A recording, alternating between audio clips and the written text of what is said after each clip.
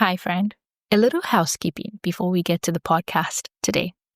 I will be transitioning from weekly episodes to bi-weekly episodes. So instead of hearing from me every week, I will be releasing new episodes twice a month. This is important for me for so many reasons, and I know you'll understand. Work, life, building a startup, doing the podcast, parenting, all of it needs time and energy, and I want to be sure to do that well. So thank you so much for listening to the podcast. I really do appreciate you. And now let's get to this episode of the podcast. Hi, friend. Welcome to another episode of the Driven Introvert podcast. We're continuing reading the book, The Next Right Thing by Emily P. Freeman. And I have to say, I'm really enjoying this series. Can I ask you a favor? Please send me an email and let me know two things. Number one, are you enjoying this series? Be honest with me, right? And number two, is it helping you as you think about the decisions you have to make in life?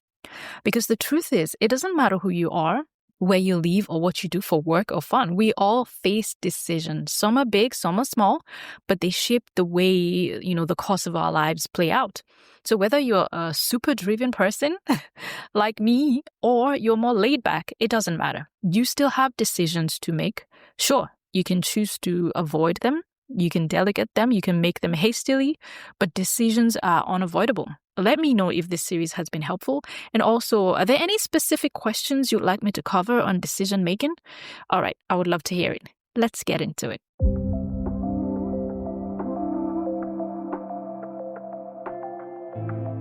You're listening to the Driven Introvert podcast, the place to be for dreamers, doers, and entrepreneurs who are ready to birth the dreams, callings, and ideas the Lord has placed in their hearts. Do you sense that God is calling you to step out and do something new, but you're held back by fear and uncertainty? Do you struggle with believing that you can do great things because of your quiet, reserved, and introverted nature? Welcome here. I'm Remy Roy, your host and founder of shepact.com. I'm an author, an entrepreneur, a creative, and a committed trier. I'm here to help you get unstuck and make progress on your God idea. Let's go. Today we're talking about chapter 7 of the book, The Next Right Thing, and the title is Ask This Question Before Every Hard Decision. There's a quote at the beginning of the chapter by John Johnson from his book, When the Soul Listens. He says, and I quote, "It may look like the clouds are gathering for a storm, but I can rest because I have God's companionship, and that is enough.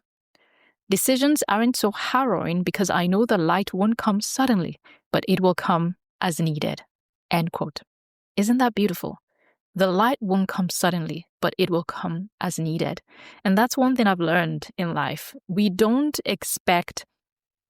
often expect clarity to strike like lightning, right? You just wake up one night like, Eureka, I've got it. Like now you know everything. But it doesn't always happen that way. Sometimes clarity comes step by step. You take one small step and that step lights up the next, and then another, and then another. This chapter focuses on one very powerful question that the writer of the book, Emily, was asked during a time she was wrestling with a big decision. It really stuck with her and now guides many of her choices, and I find this question very important for me as I navigate this season of my life. So she tells a story about growing up in South Carolina when a storm, Hurricane Hugo, was approaching. Her mom reassured her because obviously she was afraid. And she kept saying, "We're far inland. We don't have to worry. We're out of the way of the storm." And Emily took away this idea from that conversation. We may not be able to control the storm, but we can get out of its way.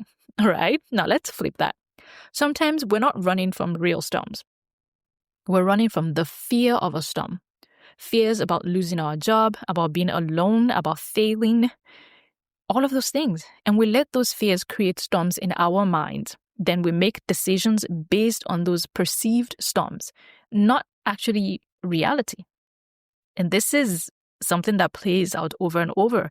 If you look at your life, you will find that some of the decisions you've made is because you were afraid of losing something. You were afraid of experiencing something that might cause you anxiety or pain. And then we make decisions based on those things. Emily shares another story. When her kids were growing up, she lived in fear Fear that they will get sick, fear that she will get sick and she won't be able to take care of them, fear of making the wrong decisions about where to live or how to school them, how to raise them. And I am certainly experiencing those fears, as a mom today. And for her, when she published her first book, she started getting speaking invitations. She said yes to things she didn't want to do out of fear of missing out. We know that, FOMO. And then she said no to other things she really wanted to do. But because she was afraid that she couldn't handle it, she said no to them. Isn't that crazy? The things that you really want to do, because you want it so much, you get so afraid that, I might show up and not be good enough.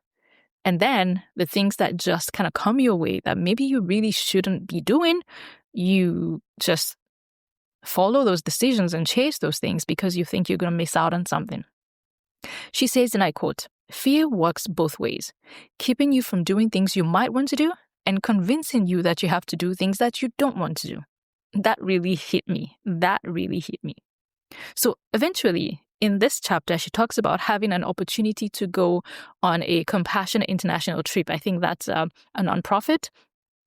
She was going to go on that trip as a writer, and she really couldn't decide if she should go or not. She spent days pretending she said yes to that invitation, and then another day pretending she said no, just to kind of see how it feels in her body, in her mind, how she was feeling about that decision. But still, she had no clarity.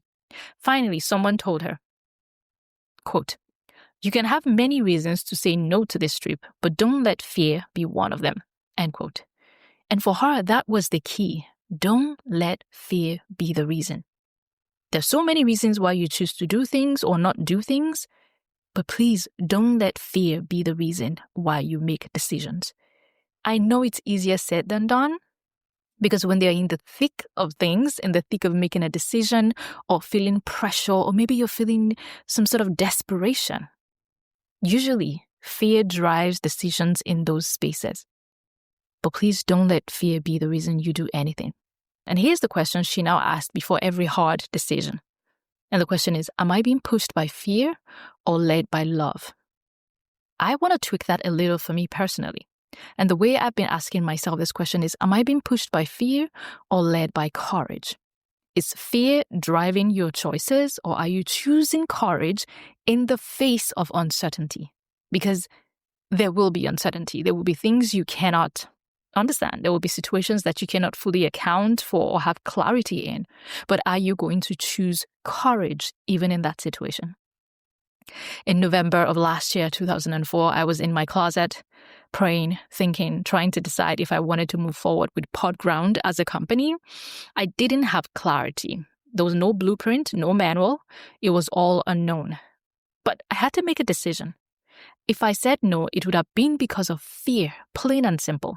And if you don't know, if you're listening to this podcast for the first time, PodGround is a company I'm building.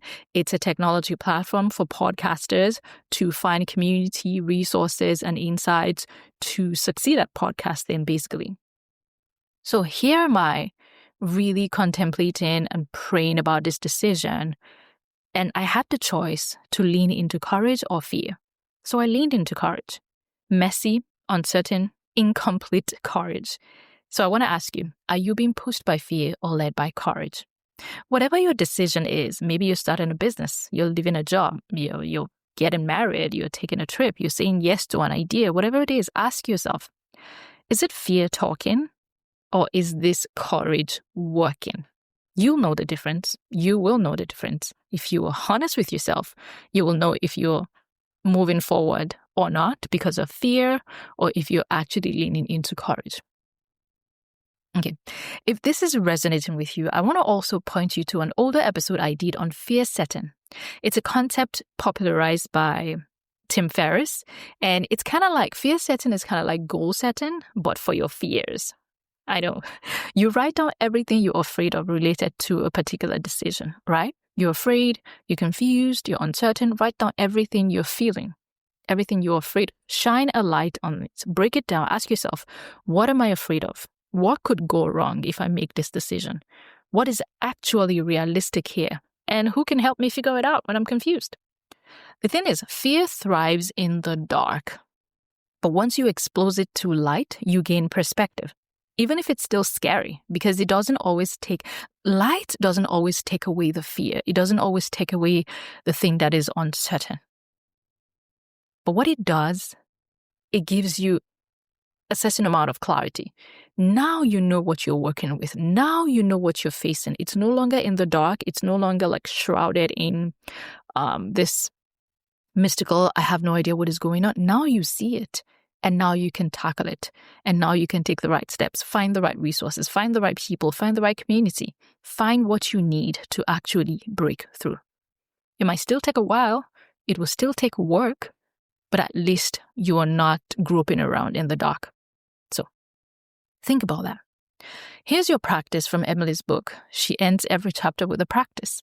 And she says, and I quote, "If you're facing a big decision, perhaps your next right thing is to ask, in this decision, am I being pushed by fear or led by love?" That may offer all of the insight you need to take your next right step. So there might be a lot of good reasons to act or not to act, but don't let fear be one of them. So I'm sitting right here thinking about all the things with PodGround that hasn't gone according to plan. We've shifted our timeline. The MVP got delayed. Nothing is neat and nothing is perfect. I have had to push aside the fear, the overthinking, the sleepless nights, and just move forward with courage. Even when I have incomplete information, I just move forward with courage. So if you've said yes to something, whether it's a relationship, a dream, a child, a calling, I want to encourage you to lean into courage. Because whatever comes next, you can handle it. We always feel like, oh, this is going to be the end of me. But it's never true. It feels like the end of the road, like a dead end. But no, it's an illusion of a dead end. It's not a dead end. There's always somewhere else you can go, something else you can do. And whatever comes, you can handle it. Ask for grace, ask for strength, ask for wisdom, ask for the right people around you. And don't let fear be the reason you say no to what God may be calling you to do. All right, let me know if you have any questions or want me to explore further another angle of decision making. I would love to hear from you. You can email me anytime at thedrivenintrovert@shepact.com. Thank you so much for listening, and I'll see you in the next one. Thank you so much for listening. If you enjoy this conversation, please take a moment to follow or subscribe to the podcast. I'd also love your feedback on this episode. You can scroll down on your app and click write a review. I'd love to read your takeaways from this conversation. As always, don't forget to take courage, trust God, and go pursue your big ideas. See you next time. The Driven Introvert is produced by shepact.com and Remy Roy. Want to ask a question or share a comment on a future episode? Click on the link in the show notes to record your question in a voicemail.